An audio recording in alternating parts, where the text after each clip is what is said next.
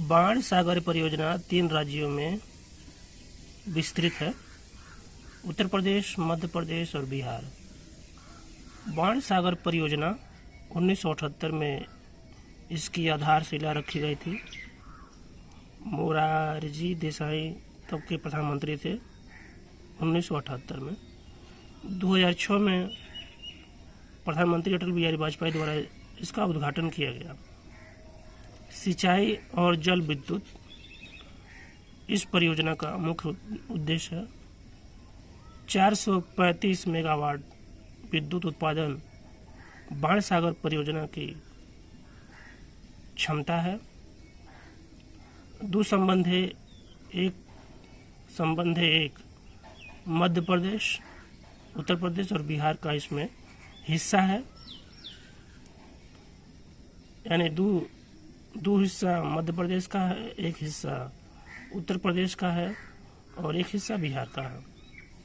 बाण सागर परियोजना सोन नदी पर स्थित है और संस्कृत के महान कवि बाण भट्ट के नाम पर इसका बाण सागर परियोजना नाम रखा गया। बाण भट्ट सोन नदी घाटी के निवासी थे, इसलिए बाण सागर परियोजना नाम रखा गया। सोन नदी सतपुड़ा पहाड़ी के उत्तरी हिस्से के अमरकंटक के पास से निकलती है।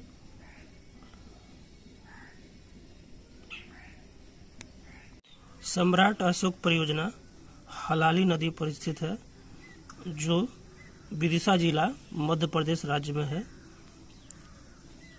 हलाली नदी पर स्थित होने के कारण इसे हलाली परियोजना भी कहते हैं। सम्राट अशोक सागर परियोजना से 39,298 हेक्टेयर भूमि सिंचाई के लिए उपलब्ध होती है। 138 गांव विदिशा जिला और 56 गांव रायसेन जिला को लाभ मिलता है। 1976-77 में सम्राट अशोक सागर परियोजना की शुरुआत की गई थी। इसका उद्देश्य सिंचाई और बाढ़ से बचाव है। बाढ़ आने पर इसके गेट को खोल दिया जाता है। ये बहुत ही महत्वपूर्ण परियोजना है विदिशा और रायसेन जिले की।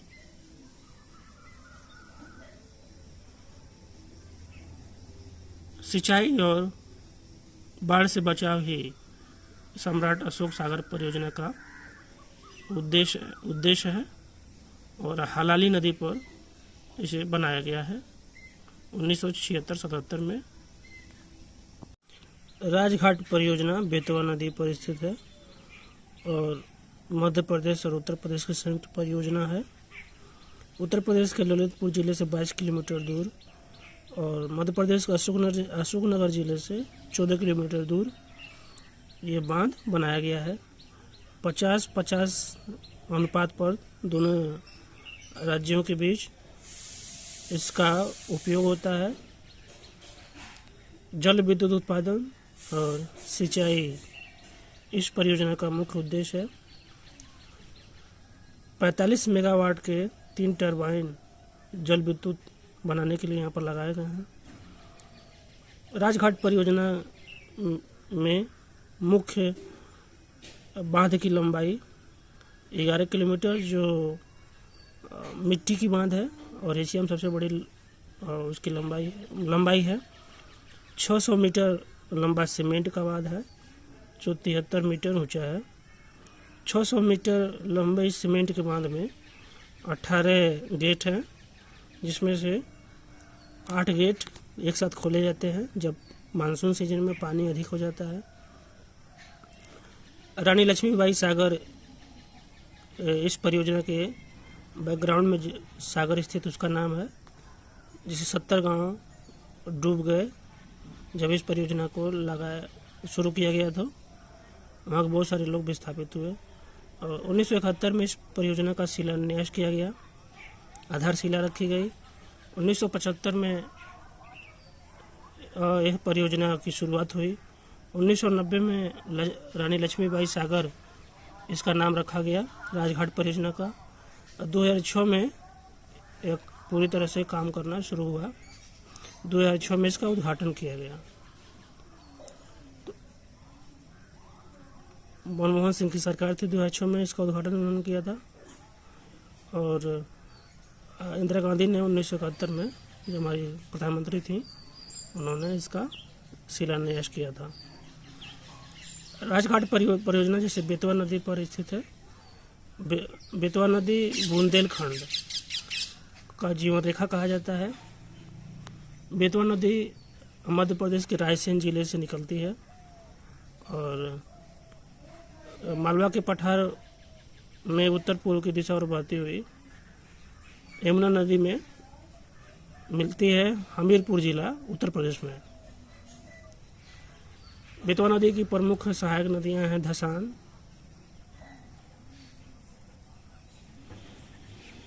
बीना नदी है, ये मुख्य इसकी सहायक नदियां हैं। और बेतवा नदी की लंबाई कुल 590 किलोमीटर है, जिसमें से 358 किलोमीटर यह मध्य प्रदेश में बहती है और 232 किलोमीटर ये उत्तर प्रदेश में बहती है। मध्य प्रदेश और उत्तर प्रदेश के कुल 11 जिले को राजघाट परियोजना, 11 जिलों को बेतवा नदी प्रभावित करती है, दोनों राज्यों को मिलाकर। तो ये है राजघाट परियोजना और बेतवा नदी पर यह परियोजना बना है। इसे रानी लक्ष्मीबाई परियोजना भी कहते हैं। उर्मिल परियोजना ये 2 राज्यों मध्य प्रदेश उत्तर प्रदेश के बीच स्थित है। मध्य प्रदेश के छतरपुर जिला और उत्तर प्रदेश के महोबा जिले में अवस्थित है। केन नदी की सहायक नदी उर्मिल नदी पर उर्मिल परियोजना बना है या बनी है। 1972 में उर्मिल परियोजना की शुरुआत हुई थी। उस समय की प्रधानमंत्री श्रीमती इंदिरा गांधी थी। उर्मिल परियोजना में उर्मिल बांध का निर्माण उत्तर प्रदेश सरकार ने किया है, जबकि नहरों का निर्माण मध्य प्रदेश सरकार ने किया है। यह एक सिंचाई और पेयजल परियोजना है। उर्मिल परियोजना से उपलब्ध जल का 60% मध्य प्रदेश सरकार उपयोग करती है, जबकि 40% उत्तर प्रदेश सरकार उपयोग करती है। केन नदी की सहायक नदी उर्मिल है।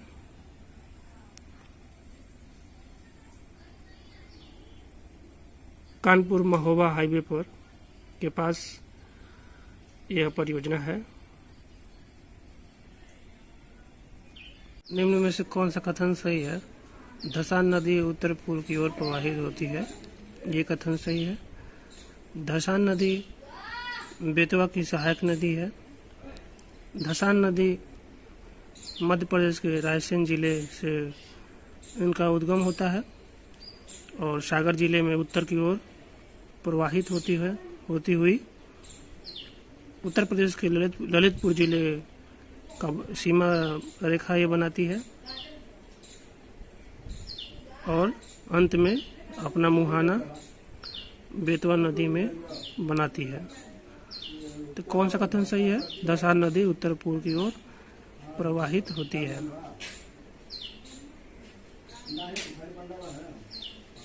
धसान नदी पर 2 बांध बने हुए हैं। धसान नदी की कुल लंबाई 365 किलोमीटर है, जिसमें से 240 किलोमीटर यह मध्य प्रदेश में प्रवाहित होती है जबकि 54 किलोमीटर यह मध्य प्रदेश और उत्तर प्रदेश की संयुक्त सीमा बनाती है तथा 71 किलोमीटर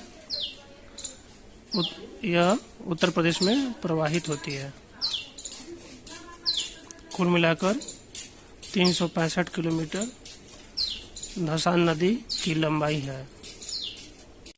वैनगंगा नदी यह गोदावरी की प्रमुख सहायक नदी है और मध्य प्रदेश के सिवनी जिले से निकलती है, गोपालगंज के पास से, और दक्षिण की ओर प्रवाहित होती है और महाराष्ट्र के भंडारा जिले में प्रवाहित होती है और भंडारा जिले में ही गोशीखुर्द डैम बना हुआ है जिसका उपयोग धान की सिंचाई के लिए किया जाता है।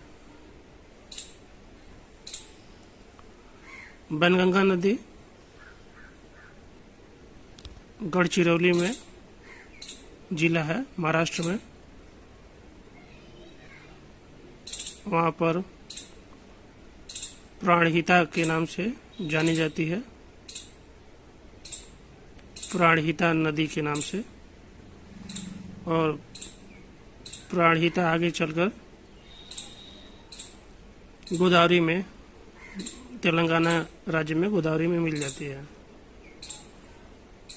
इसलिए वैनगंगा नदी दक्षिण की ओर प्रवाहित होती है, उत्तर पूर्व की ओर नहीं। तो बी ऑप्शन जो है वो सही नहीं है।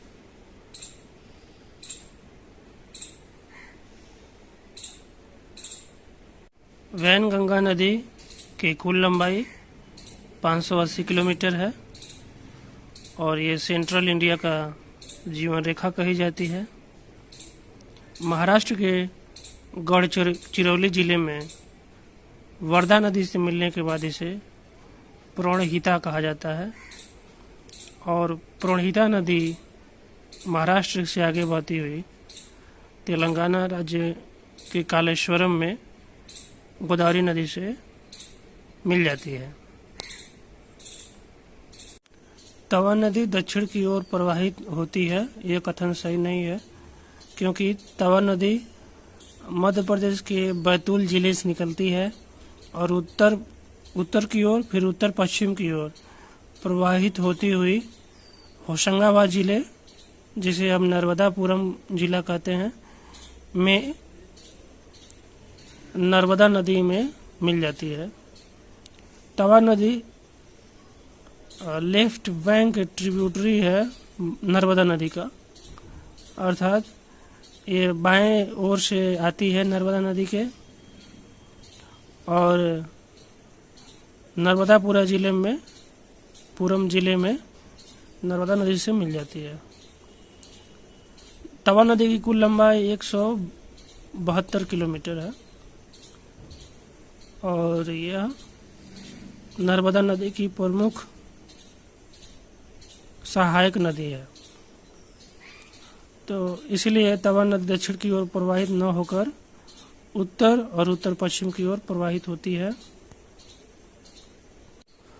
तवा नदी मध्य प्रदेश के सतपुड़ा पहाड़ी श्रृंखला से निकलती है, विशेषकर धूपगढ़ पहाड़ी से, और जिला का नाम है बैतूल जिला से निकलकर उत्तर पश्चिम की ओर प्रवाहित होते हुए नर्मदा नदी में मिलती है और वह पड़ता है, जहाँ मिलती है वो है नर्मदापुरम जिला। तवा नदी नर्मदा संगम जहाँ मिलती है वह एक तीर्थ स्थान के रूप में प्रसिद्ध है। केन नदी दक्षिण की ओर प्रवाहित नहीं होती है, यह उत्तर की ओर प्रवाहित होती है। मध्य प्रदेश के कटनी जिले से कैमूर पहाड़ी से निकलती है और उत्तर की तरफ प्रवाहित होते हुए छतरपुर जिले जो मध्य प्रदेश में है बहती है। फिर उसके बाद यह बांदा जिले उत्तर प्रदेश में प्रवाहित होकर यमुना नदी में मिल जाती है। तो इस प्रकार केन नदी जो है उत्तर की ओर प्रवाहित होती है। इसकी कुल लंबाई 427 किलोमीटर है। केन बेतवा प्रोजेक्ट इसी केन नदी को ही बेतवा नदी से जोड़ने का है। केन नदी की प्रमुख सहायक नदी है उर्मिल और सोनार। केन नदी पर केन घड़ियाल परियोजना है। तो केन नदी बहुत ही महत्वपूर्ण उत्तर की ओर प्रवाहित होने वाली नदी है।